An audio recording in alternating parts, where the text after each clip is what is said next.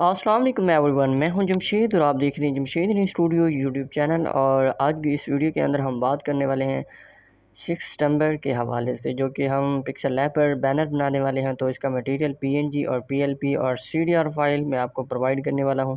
तो प्लीज़ इस वीडियो को स्किप नहीं कीजिएगा। और इस वीडियो को कोई पासवर्ड नहीं है, और इस तरह का डिज़ाइन हम कैसे बना सकते हैं अपने पिक्सल लैब के अंदर, तो मुकम्मल डिटेल प्रोवाइड करूँगा। और इस वीडियो को लाइक कर दीजिएगा, और चैनल पर फर्स्ट टाइम है चैनल को कर लीजिएगा सब्सक्राइब, बेल नोटिफिकेशन को भी ऑन कर लीजिएगा।